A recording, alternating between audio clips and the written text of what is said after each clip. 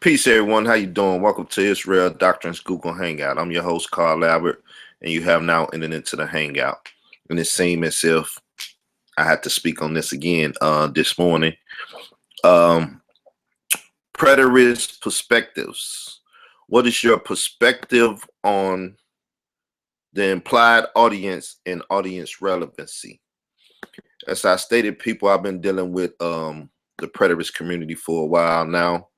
And audience relevancy is a term that they love to use, a terminology that they love to use a lot.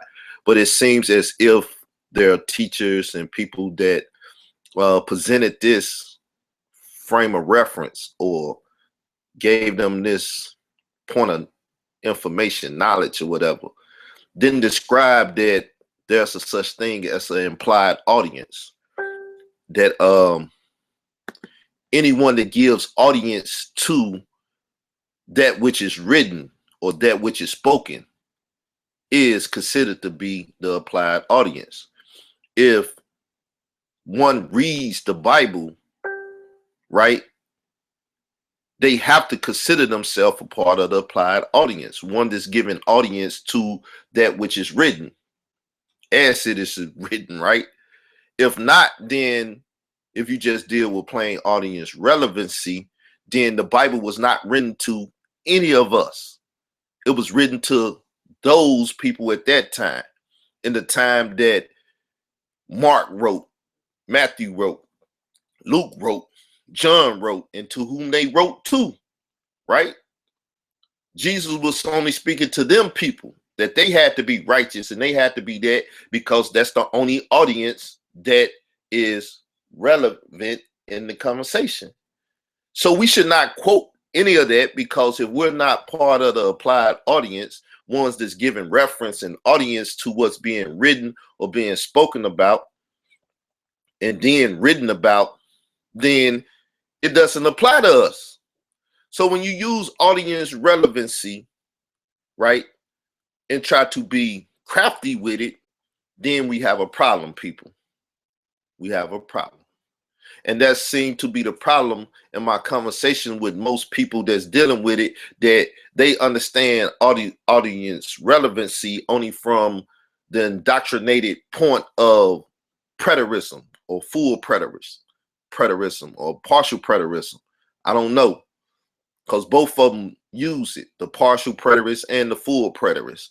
And in doing this, they give a time text. And if the time text has ran out, once again, we're not a part of that audience. You know what I'm saying? It's simple as that. But if we read it and give audience to that which is written, now we have became a part of the implied audience. You know how many things is written to Israel and no one else really? Then audience relevancy would say that's to Israel. But then you see the disciples, because even Jesus said, only come to the lost sheep of Israel, go not to the Samaritans or the Gentiles, this and that. But later on, the disciples go to these people, meaning that they was implied to hear the gospel, because John the Baptist came to Israel only, and he was preaching the gospel of the kingdom. Repent, for the kingdom is at hand. Jesus came to Israel only and was doing that. But they was implying in their speech, as Jesus say, to him that has an ear. If you give audience to this word by giving ear to this word, then it implies you also, which is all of mankind.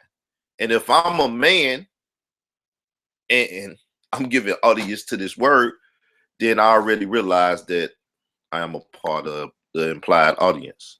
That's, I mean, how intelligent do you have to be to use this common sense, this common knowledge and understanding? Either it applies or it don't apply. And if you're saying it's only to that audience that it was initially delivered to, then you should not even deal with it, because it doesn't apply to you. This is simple. This is not, it doesn't take a rocket scientist to understand this, to deal with this. But This is what happened when you indoctrinated in a certain ideology or certain theology or whatever. That the way it was taught to you and the way that it is dogmatically pushed on you, you tend to find other people and push it on them, because that's how you get to a cult status. You say stuff over and over, you chant, you do this and do that. Next thing you know, you get into this trance or this place, and now you there. And unless someone pulls you out, you're stuck. So people, this is what I'm trying to do, you know, introduce implied audience to those who read the Bible, that yes, it implies you too. When it said thou should not commit adultery unless you was the one he was talking to initially, you can commit adultery then, because you're not a part of the audience.